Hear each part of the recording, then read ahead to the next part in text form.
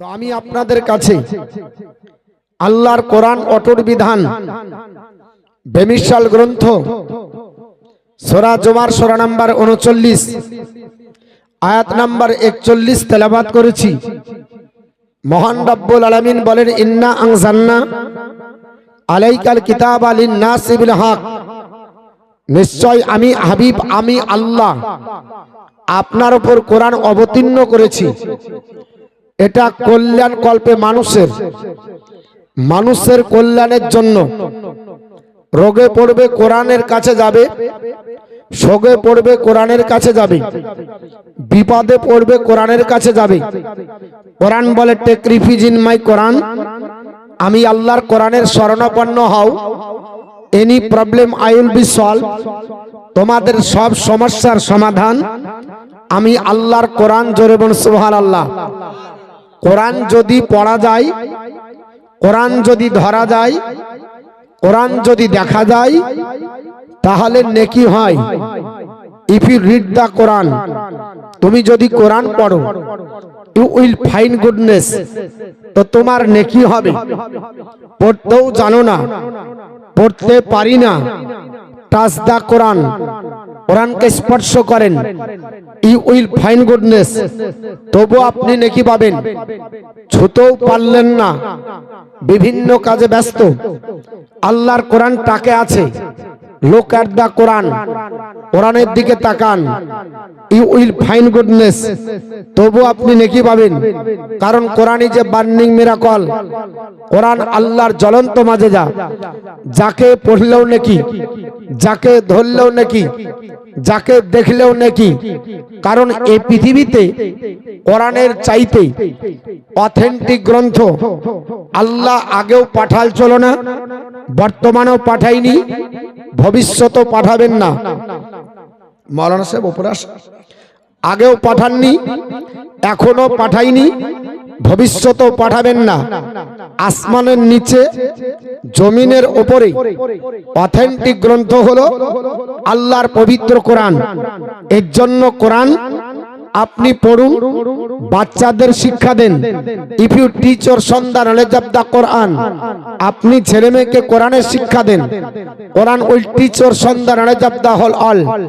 আপনার ছেলে মেয়েকে কোরআন সারা বিশ্বের জ্ঞান দিবে। সারা বিশ্বের জ্ঞান আল্লাহর কোরআনে পাওয়া যায়। আপনার এই সারা বিশ্বের জ্ঞান কোরআনে যদি পাওয়া যায়, তাহলে সকাল বেলাতে আনন্দ বাজার মধ্যে আপনার বলা হয়েছে, মুসলমান খুঁজে কেন, গণশক্তি খুঁজে কেন, টেলিগ্রাফ খুঁজে কেন, বিভিন্ন কলম পত্রিকা খুঁজে কেন?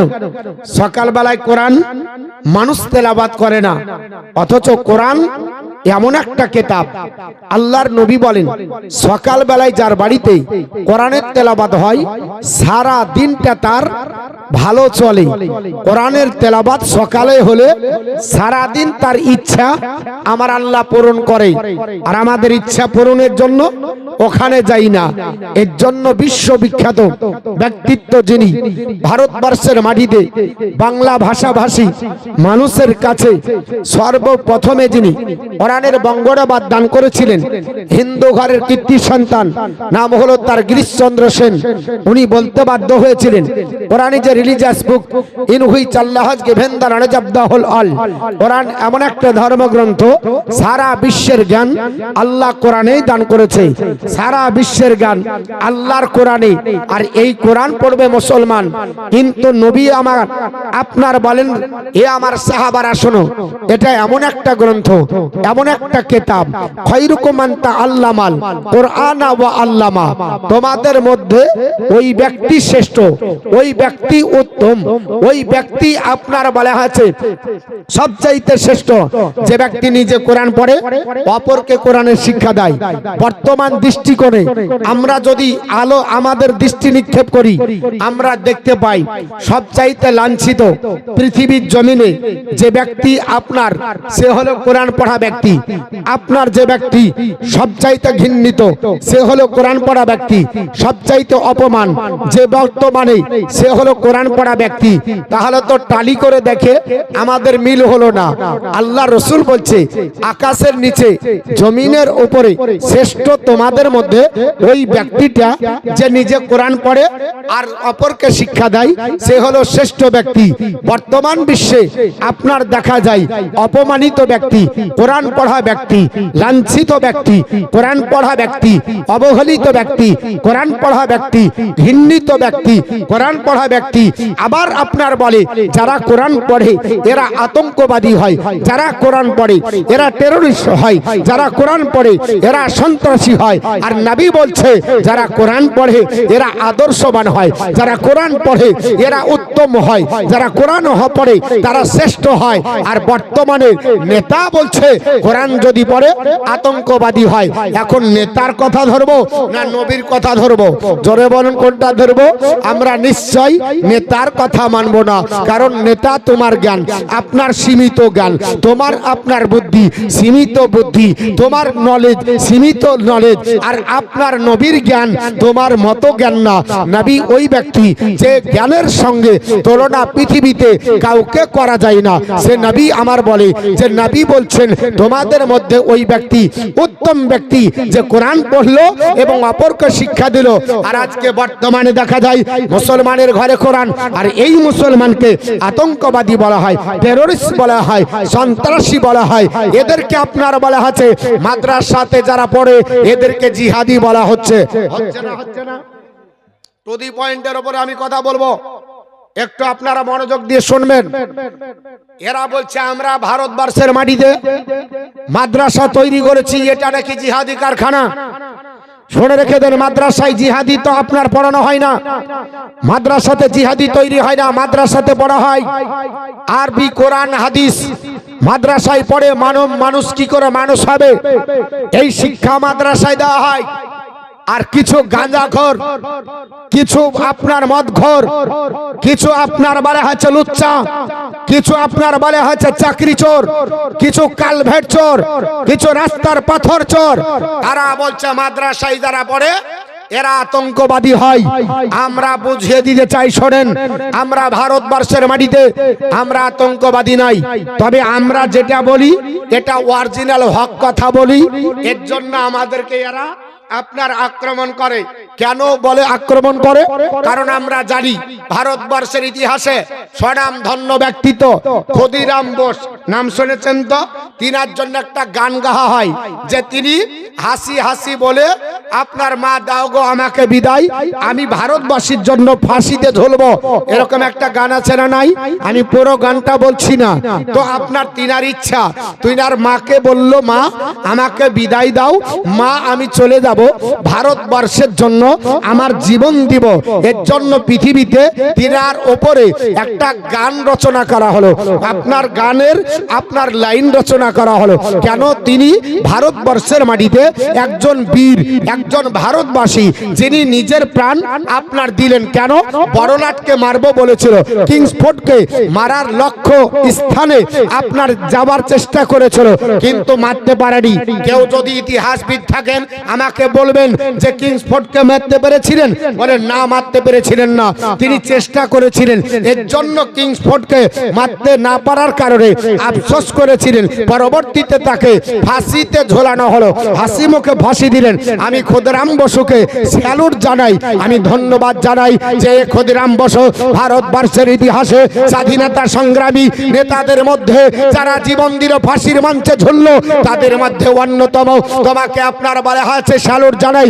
কিন্তু আপনি জানেন কলকাতার যিনি আপনার বলা হয়েছে বিচারপতি, ইংরেজদের আপনার মদদে যিনি আপনার বিচার করতেন, তদানীন্তন কালে ওই লোকটার আপনার কলমের খোঁচায় হাজার হাজার এই ভারতের আপনার ইংরেজ বিরোধী আন্দোলন যারা তৈরি করেছিলেন তাদেরকে ফাঁসির মঞ্চে আপনার ঝুলিয়ে দিয়ে বাপকে বাপ সন্তান হারা করেছে, মাকে সন্তান হারা করেছে, আপনার বলে আছে বিবিকে স্বামী হারা করেছে, বাচ্চাকে বাপ হারা করেছে, হাজার হাজার লোককে। ওই লোকটার নাম কি? লোকটার নাম হলো আপনার বলে হচ্ছে নরম্যাল। শুনে রাখবেন, এই নরম্যালকে আপনার আপনার কলকাতার হাইকোর্টের পথ আপনার সিঁড়ি থেকে নামতে দিয়েছিল না, যে আপনার বলে হচ্ছে দিবালোকে ছুরি দিয়ে আপনার বুকের উপর আঘাত করে চিরদিনের জন্য ভারতের মাটি থেকে আপনার সরিয়ে দিয়েছিলেন। এই লোকটা চ্যাটার্জি ছিল না, মুখার্জি ছিল না, ব্যানার্জি ছিল না, অধ্যাপক ছিল না, এই লোকটা ছিল, তার নাম হলো একজন মুসলমান মোহাম্মদ আব্দুল্লাহ। মোহাম্মদ আব্দুল্লাহ। কিন্তু ভারতের ইতিহাসে ক্ষুদিরামের পাশে এই লোকটার নাম থাকা দরকার ছিল, যে লোকটা আপনার বলে আছে নরমালকে কলকাতার হাইকোর্টের ইংরেজ বিচারপতি, যার কলমের ডোগাতে হাজার হাজার আপনার বলা হয়েছে ভারতবাসী যে জনপ্রিয় আপনার ব্যক্তিকে ফাঁসির মঞ্চে ঝোলালো, সেই লোকটাকে আপনার পৃথিবীর জমিন থেকে বিদায় করে দিল। এই লোকটা তো পৃথিবীতে ভারতের 1 নাম্বার প্রেমিক হবার দরকার ছিল, ছিল না? ছিল না? কিন্তু লোকটার নাম কোথায়? ঐতিহাসিকরা মনে হয় ভুলে গেছে। ওরকম একটা বাদ যেতে পারে হুজুর, হয়তো অনেক লেখক ঐতিহাসিকরা লিখতে গেছে, একটা ভুলে গেছে। ঠিক আছে, মেনে নিলাম। আপনারা জানেন ভারতবর্ষের ইতিহাসে যিনি আপনার শের আলী আফ্রিদি, যাকে শের আলী খাও বলা হয়, শের আলী আফ্রিদি ভারতবর্ষে স্বাধীনতা আন্দোলনের জন্য আপ্রাণ চেষ্টা করেছিলেন, মানুষকে উদ্বুদ্ধ করেছিলেন।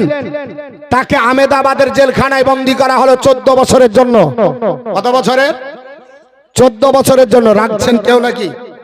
রাগিয়ের নামে দুটো কথা বলি, কারণ কোরআন যারা পড়ে এরা আতঙ্কবাদী হয় না, এরা দেশপ্রেমিক হয়।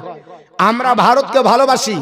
একটা কথা আছে, যদিও এটা হাদিস না, কোন লেখক বলছেন ইউহিব্বুল ওয়াতনি ফিল ঈমান, নিজের মাতৃভূমিকে ভালোবাসা ঈমানের অঙ্গ। এর জন্য তো পৃথিবীর জমিনে দেশপ্রেমিক গান সর্বপ্রথম যিনি গেয়েছিলেন ইনি মুসলমানের ছেলে। সারে জাহাঁ সে আচ্ছা হিন্দুস্তান হামারা, এটা কার লেখা? কবি ইকবালের। ইনি হচ্ছেন মুসলমান। আমরা ভারতের সম্প্রীতি নষ্ট করি না। যখন গোটা বিশ্বের মাটিতে অশান্তির দাবানল জ্বলছিল, ভারতের হিন্দু মুসলমান জৈন আদিবাসী খ্রিস্টানকে সম্প্রীতির বন্ধনে বন্ধন করার জন্য, এক সুতাতে বাঁধার জন্য যে কবিতাটা লিখেছিলেন উনি মুসলমান, কাজী নজরুল ইসলাম। মোরা এক বিন্দু দুইটি কুসুম হিন্দু মুসলমান, মুসলিম তার নয়নমণি হিন্দু তাহার পান। এই কবিতার উপর আপত্তিকর একজন আপনার বলা হচ্ছে সাংবাদিক আপত্তিকর মন্তব্য করলো, সেকুলারিজম শব্দটাকে নিয়ে উপহাস করলো। আর আমরা সত্য কথা যদি বলি, আমাদেরকে বলছে ভারত বিরোধী। যারা সংবিধান বিরোধী কথা বলে এদের বিরুদ্ধে কেউ বলে না, আমরা বললে আমাদেরকে বলে, আমরা বললে আমাদেরকে বলে। আপনারা শুনে থাকবেন তো, আপনার শের আলী আফ্রিদি 14 বছরের জেল হেফাজতে গেলেন আহমেদাবাদের, যেখানে তাকে নজরবন্দি করা হলো। কোন রকমে সেখান থেকে পরিত্রাণ পাবেন না। চতুর্দিক ঘেরাও করে একেবারে নির্মম ভাবে জেলের মধ্যে বন্দী করা হলো। কিছুদিন যাবার পরে জেল পরিদর্শনের জন্য আপনার গেছিলেন তদানীন্তনকালে লর্ড মেয়র। কি বললাম? লর্ড মেয়র গেছিলেন। আপনার বলা আছে নরমালকে এখানে, আর লর্ড মেয়র ওখানে গেল আহমেদাবাদের জেলখানা পরিদর্শনের জন্য। আল্লাহর বান্দা শেখ আপনার বলা আছে আফ্রিদি আপনার সন্ধ্যার সময় সূর্য অস্তমিত গেল, সবার চোখে ফাঁকি দিয়ে ধারালো একটা ছুরি নিয়ে জেলের ভিতরে চিরদিনের জন্য জখম করে জাহান্নামে পাঠালো।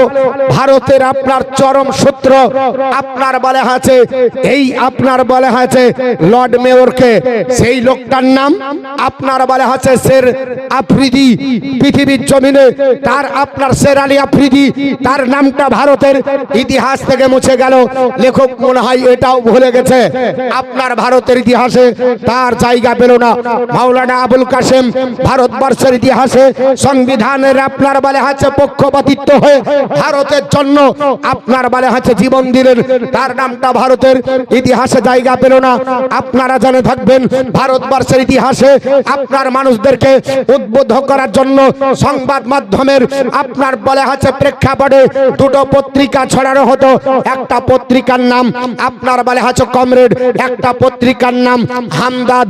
এই দুটো পত্রিকার সম্পাদক যিনি ছিলেন এরা দুইজন মাওলানা, একজনের নাম মাওলানা আলী, একজনের নাম মাওলানা শওকাত। আপনার দুইজন মাওলানা লিখনির মাধ্যমে তদানীন্তনকালে ভারতের জনগণকে ইংরেজ বিরোধী আন্দোলন তৈরি করার জন্য উদ্বুদ্ধ করেছিলেন। হামদাদ পত্রিকা আর কমরেড পত্রিকার আপনার মাধ্যমে এর জন্য তাদেরকে ইংরেজ সরকার, ইংরেজের আপনার প্রশাসন আপনার জেলের মধ্যে একবার দুবার নাই 5 বার দীর্ঘমেয়াদী জেলের মধ্যে বন্দী করেছিল। কিন্তু লেখক মনে হয় এই নাম দুটো ভুলে গেলেন। তাদের নাম ভারতের ইতিহাসের ছিঁড়া পাতাতেও আজকে জায়গা পেল না। কারণ আমরা ভারতবাসী, আমরা ভারতের জন্য জীবন দিয়েছি। আমাদের পূর্বপুরুষ যারা মাওলানা ছিলেন এদের নামটা ভারতের ইতিহাসে আজ জায়গা পেল না। এটা আফসোস লাগে। পৃথিবীর জমিনে আপনার বলে আছে পৃথিবীতে আপনার মাওলানা ওবাইদুল্লাহ খাঁ, যিনি পৃথিবীর জমিনে আপনার আজীবন জেলের মধ্যে পচে মরে আপনার গলে মরে শেষ হয়ে গেলেন।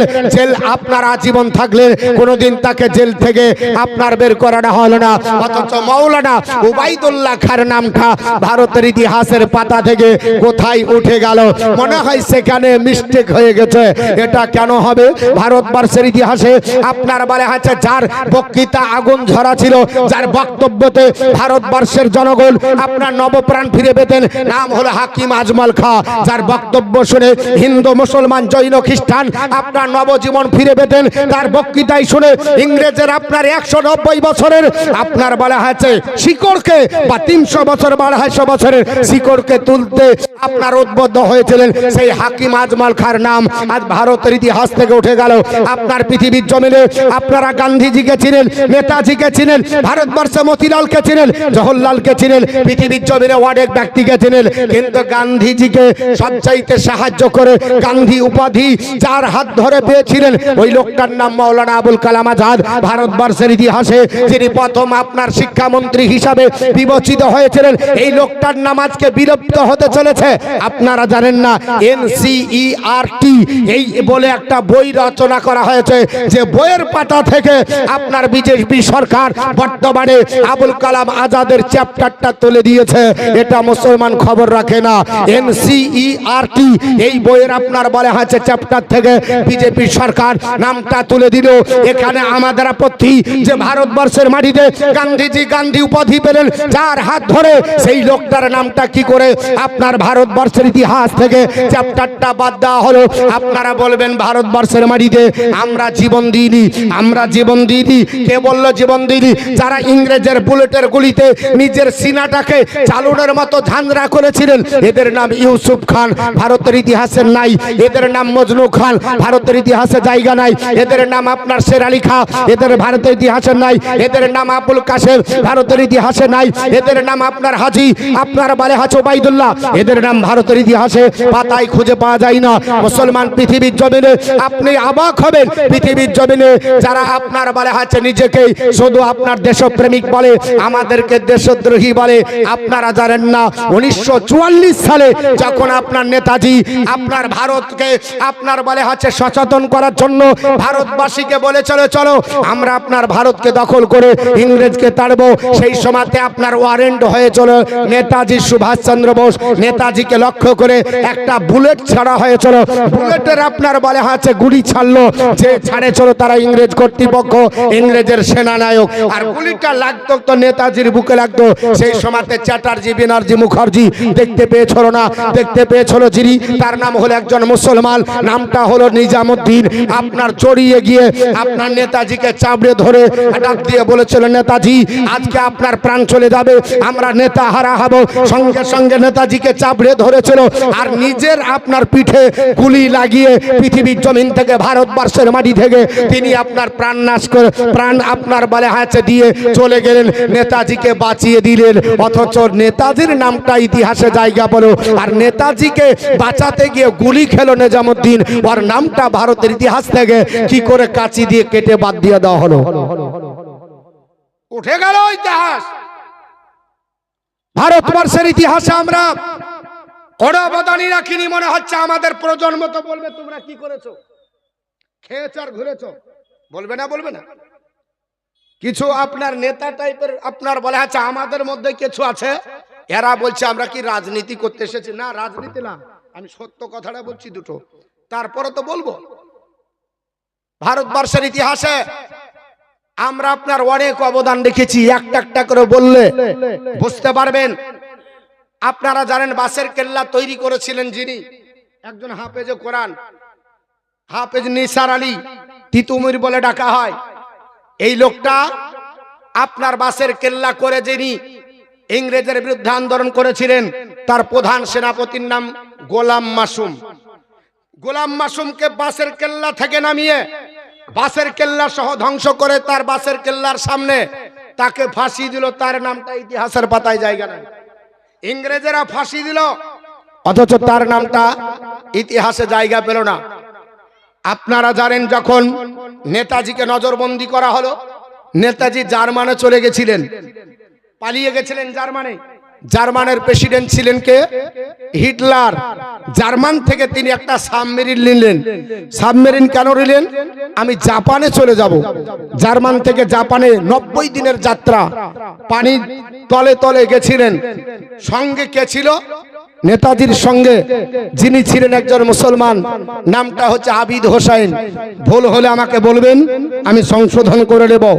নেতাজির সঙ্গে 3 মাস ধরে পানির তলে তলে জীবন বাঁচিয়ে রেখে নেতাজিকে জাপানে পৌঁছে দেওয়ার দায়িত্ব যিনি নিয়েছিলেন একজন মুসলমান, নাম হলো আবিদ হোসেন। আবিদ হোসেনের নাম ভারতবর্ষের ইতিহাসে পাতা থেকে উড়ে গেল। আমাদেরকে বলছে এরা ভারতের জন্য কিছুই দেয়নি। আরে ভারতের যে পতাকাটা উড়ায়, ও পতাকার রং যে দিয়েছে উনিও একজন মুসলমান নারী, নাম হলো তার আয়েশা। ভারতবর্ষে 1947 সালে ভারতকে আপনার স্বাধীন করার জন্য 92,000 আপনার ভারতবর্ষে জান দেওয়ার পরে যারা আপনার সবচাইতে বেশি দিয়েছিল, বিবিকে বিয়ে করেছিল, বাচ্চাদেরকে তিম বানিয়েছিল, এদের মধ্যে 63,000 প্লাস তারা হচ্ছে মুসলমান। নিজের চোখে ইন্ডিয়ান গেটের নামগুলো পড়ে আপনার অনেকটা দেখলাম, সবচাইতে বেশি নাম হলো মুসলমানের। ওই নামগুলো যদি ভারতের ইন্ডিয়ান গেটে না লেখা থাকতো, এরা বলতো তোমরা ভারতবর্ষে জান দাওনি, আমরা দিয়েছি বলতো, কিন্তু ইন্ডিয়ান গেট তো মিশানো যাবে না, এর জন্য বলতে পারলো না। ভারতবর্ষের মাটিতে 1947 সালে স্বাধীনতা পতাকা উত্তোলনের জন্য লাল কেল্লাতে কে দাঁড়াবে, কে উঠবে, আপনার কেউ সময় পেয়েছিল না। তদানীন্তন কালে যিনি লাল কেল্লার উপরে বাসের আপনার আগালে এই ইন্ডিয়ান গেটের আপনার ইন্ডিয়ান পতাকা তুলেছিলেন, তিনিও একজন মুসলমানের বাচ্চা, নাম হলো তার শাহনাজ। ভারতবর্ষের মাটিতে যিনি কেন্দ্রীয় মন্ত্রী হিসাবে বিবেচিত, পরবর্তীতে লাল বাহাদুর শাস্ত্রীর আমল হয়েছিল। আপনারা জানেন 1965 সালে পাকিস্তানের সঙ্গে যখন আপনার ভারতের যুদ্ধ হয়, তখন লাল বাহাদুর শাস্ত্রী আপনার ভারতে থেকে গেলেন, জমি জায়গা সব পড়ে গেল আপনার পাকিস্তানে, বেটা চলে গেল পাকিস্তান, বিবি চলে গেল পাকিস্তান, জমি চলে গেল পাকিস্তান। উনি বললেন সব হারাবো কিন্তু ভারতকে হারাবো না। সেই দিন আপনার 1965 সালে ভারতের সঙ্গে যখন যুদ্ধ হলো পাকিস্তানের, তখন ভারতের বিরুদ্ধে যুদ্ধ করেছিল এই শাহনাজের ছেলে, আপনার বলে আছে আপনার পাকিস্তানের ক্যাপ্টেন সেনানায়ক হলো। সবাই বলল ভারতের যে সূত্র হবে তার বেটা, সে কেন্দ্রীয় মন্ত্রী থাকতে পারে না, কিন্তু তা সত্ত্বেও তাকে রাখা হয়েছিল। শেষ পর্যন্ত যখন ভারতের সঙ্গে যুদ্ধ হওয়ার পরে পাকিস্তান পরাজিত হলো, ভারতবর্ষের আপনার বলে হচ্ছে সেনাদের হাতে ওই আপনার শাহনাজের ছেলে ক্যাপ্টেন পৃথিবীর জমিন থেকে বিদায় নিল। সেই জন্য সবাই বলেছিল এসো ভারতবর্ষের মাটিতে তুমি থাকবে, ঠিক আছে, কিন্তু তোমার ছেলে মারা গেছে, অন্তত দুমুঠো মাটি দিয়ে তোমার ছেলেকে শান্ত করো। শাহনাজ বলেছিল যে ভারতের দুশ্মন সে আমারও দুশ্মন, নিজে ভারতে মাটিতে থেকে নিজের বেটাকে মাটি দিতে যায়নি। এটা হলো ভারতের ইতিহাস। অথচ আমাদেরকে বলে ভারতের মাটিতে আমরা কিছুই দিইনি, আমরা সব দিয়েছি, কিন্তু আমরা দুর্নীতি করতে পারি না, আমরা আপনার বলে হচ্ছে মির্জাফরি করতে পারি না, আমরা অস্বীকার করতে পারি না। ভারতবর্ষের জন্য জীবন দিতে রাজি। আজও যদি পৃথিবীর জমিনে ইংরেজ যদি ভারতকে দখল করার জন্য আসে, আপনার ঝাঁপিয়ে যদি পড়ে এই মুসলমান আপনার আগে যাবে। তার প্রমাণ আপনার পাকিস্তানের সঙ্গে যখন আপনার বলে হচ্ছে যুদ্ধ লাগলো, সেনা নায়কের আপনার দায়িত্ব বহন করেছিলেন 2 জন মহিলা। তারা কারা? সব আমরা করব, লাভ মুনাফা ওদের। একটা কথা আছে, যে আসলো চষিয়া সে থাকলো বসিয়া, আর লাড়া কাটা সব। বুঝতে পেরেছেন? এ হলো আপনার আমাদের কপাল, কিন্তু আমাদের কপাল খারাপ। এ মুসলমান বুঝতে শিখেনি।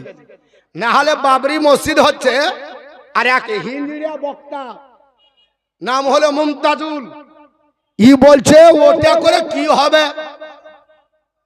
এই হিন্দিয়া রাজমিস্ত্রি তো বুঝে না মসজিদের ব্যাপার। এতগুলো মুসলমানের আবেগ যে হোক, আর এই হিন্দিয়া বলছে যে ওটা করতে হবে না, কি হবে? তার মানে মুসলমান মুসলমানের শত্রু। আজ আমি আপনার কুচবিহার থেকে আসছি, এখনো বাড়ি যেতে পারিনি। ডাইরেক্ট নামলাম বহরমপুরে, নেমে একটু আপনার নাস্তা করেছি।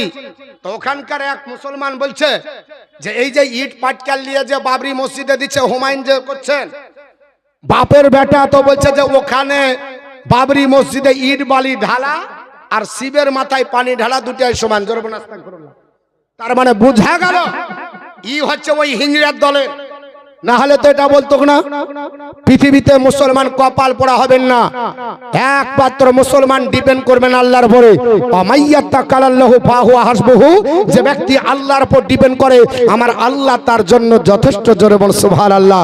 কিন্তু আল্লাহকে ডাকতে হবে, যদি না ডাকি তাহলে সাড়া আমার আল্লাহ পাক দেবে না।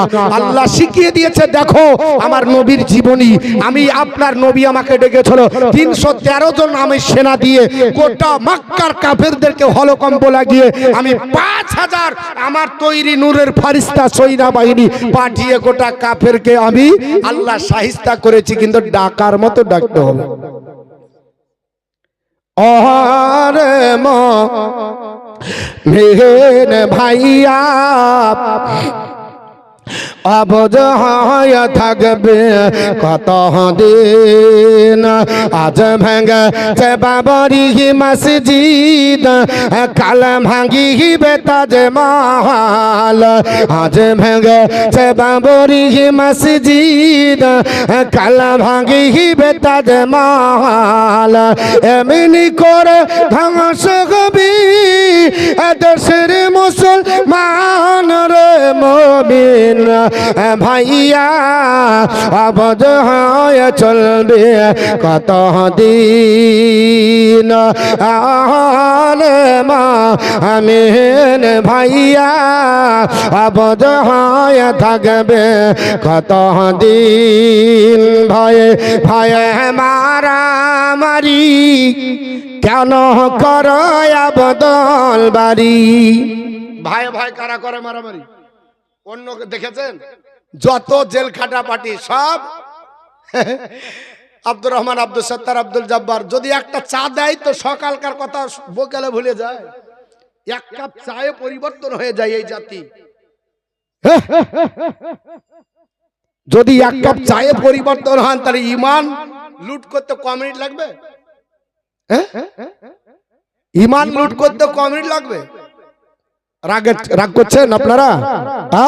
রাগ করেন না, দু চারটা কথা বলবো, রাগেন না। হক কথা বলছি, একটু তিতো হবে। আমি কোনো রাজনীতি নেতা না, রাজনীতি বক্তাও না, কিন্তু সত্য কথা ইতিহাস এটা তো বলতে হবে। কারণ আমার বেটা জানবে না, আপনার বেটা জানবে না যে ভারতবর্ষের মাটিতে আমরা কিছুই করিনি, ওটা তো বলার দরকার আছে। আরে ভয়ে মাহে মারামারি কেন করো বদল বাড়ি। ভয়ে ভয়ে মারামারি কেন করো বদল বাড়ি। এমনি করে ধ্বংস হবে মুসলমানের হৃদয় রে মুমিনা ভাইয়া। অবুঝ হয়ে চলবে কত দিন। রে আমিন ভাইয়া, অবুঝ হয়ে থাকবে কত দিন। আল্লাহুম্মা